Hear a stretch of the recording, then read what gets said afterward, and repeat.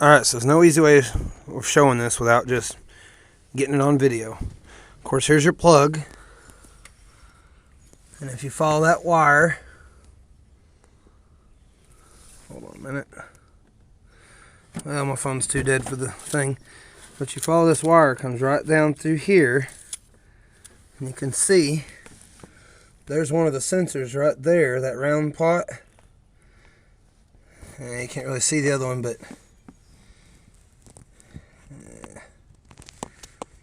anyway, there's two of them in here. Kind of see the edge of one there, but they're behind this cam pulley. This is power steering. That's your cam pulley. Now, it's not hard to do this job. You know, if you take the timing belt off, it's not super difficult. You got to compress that tensioner, that shock looking thing right there, the middle of the screen, and put a pin in it. Looks like a grenade pin.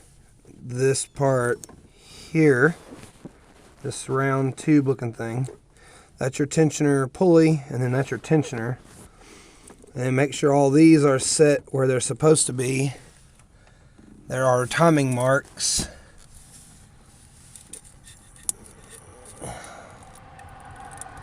Let's see where this one's at.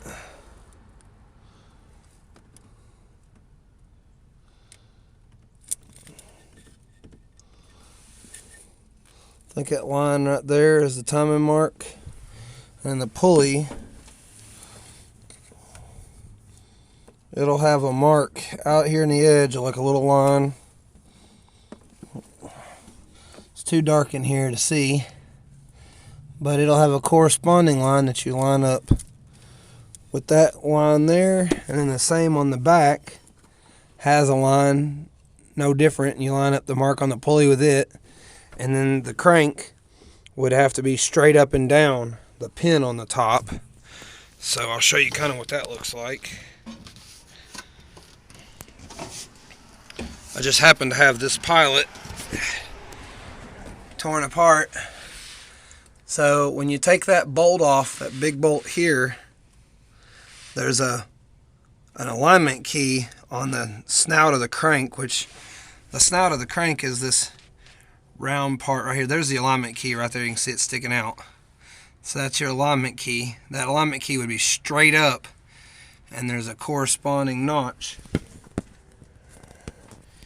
You really can't see it, but it's right there. There's a corresponding notch. See it right there? That's your alignment point. The timing covers are just plastic. They're easy to take off, as long as your serpentine belt is off.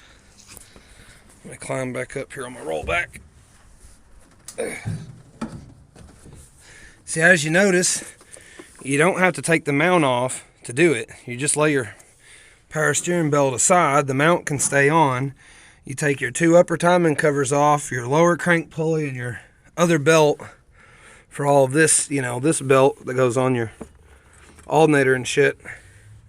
And then take your lower timing cover off. The hardest part would be the crank pulley, and that's what I sent you, that special tool. You gotta have two breaker bars to do it and a lot of strength. But outside of that, like, you don't have to take off your valve covers or anything. You don't even have to take off the power steering pump. You just have to loosen it to get the belt off of it so it's out of the way of the timing covers and the other big belt. So it's not a really hard job to do. I mean, if your truck's running, it's in time, it's super easy just to turn the crank until that pulley's in time, that pulley's in time, and the bottom pulley's in time. And then just take your belt off, and the belt will slide off gently if you pull on it, or you can always take that bolt right here. Whoa, shit. That bolt right there. You can take the little bolt. Say this little bitty bolt in the center of the screen there. It's a 10 millimeter, and this is your tensioner shock. You can take that one out, and there's one on the bottom that you can't see from this angle. It'd be below it. You can kind of see the head of it there a little bit. See it right there underneath that other one? Anyway, if you take them two out, you can just pull that whole shock out, and the tensioner will come loose and let enough slack in that you can slide the belt off of everything. When you put it back on, you just got to make sure that all of the cam, everything lines up still, and that the only slack on the belt is on this side. And as long as you compressed in that shock with a vise or something and put a grenade pin in it, as long as you're tight up here, and down the whole front side of it, you just pull the grenade pin out and take up the slack. You rotate the motor by hand twice by sliding the harmonic balancer back on it and using the big special tool to turn it. And when you rotate the motor twice, you make sure that all, might even be 3 times, I can't remember on the V6s, but you make sure that all the alignment points are back in alignment. It's not complicated. I mean, it sounds like it, but it's really not. And the cam sensor, which like I said, is that silver pot you can see right in there. There should be either 2 behind this one pulley, I'm pretty confident, or there's going to be 1 there and 1 over here on this side, but I'm pretty certain that they're both on the driver's side. I don't see anything behind this side, so I'm pretty confident that they're both on the front side. Yeah, you can see the silver part there, that round part. And I think there's another one behind that pulley that's it's being blocked right now. Somewhere in there. But anyway, it's not the worst end of the job. You just got to make sure that it's not on the harness. I really need to zoom out. You got to make sure that the problem is not on the harness end, because these pilots are bad about damaging this engine harness going through this intake area because it's really fucking hot. And then you also have another plug underneath there's a sensor. It's down in that valley underneath this intake, but it's about straight down from right here. And that's your knock sensor. A lot of times they'll go bad and won't throw a code, but they'll cause a shit ton of problems. And the harness for it, I don't know if I'll be able to get the right, because I don't have battery's too dead.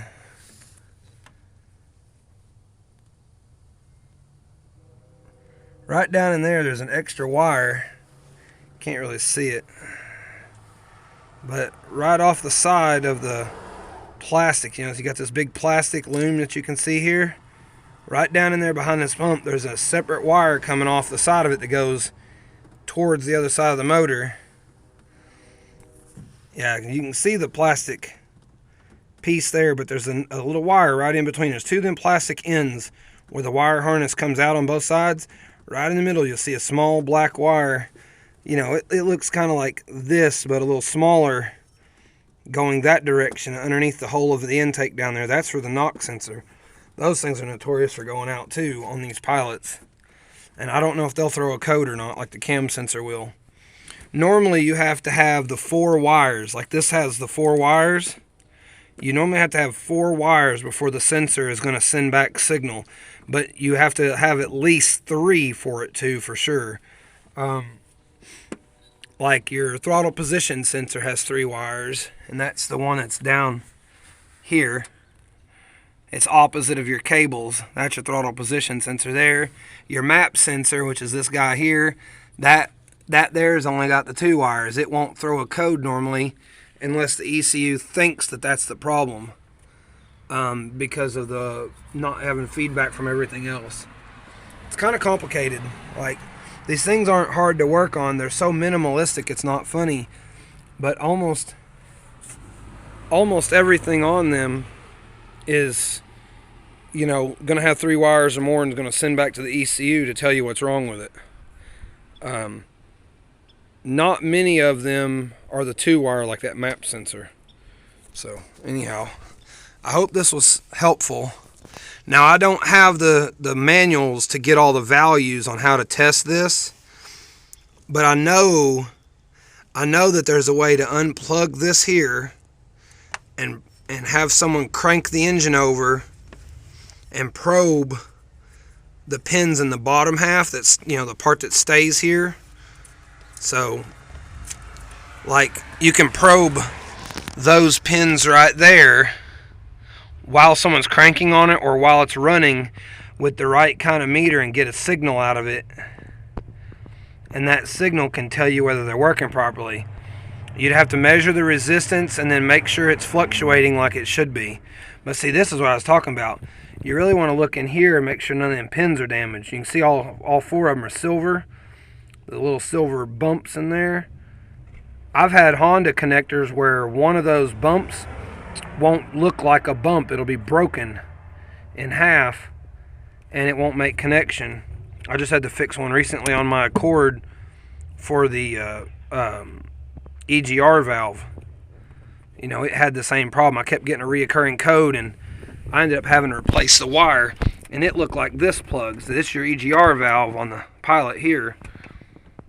And you unplug this guy.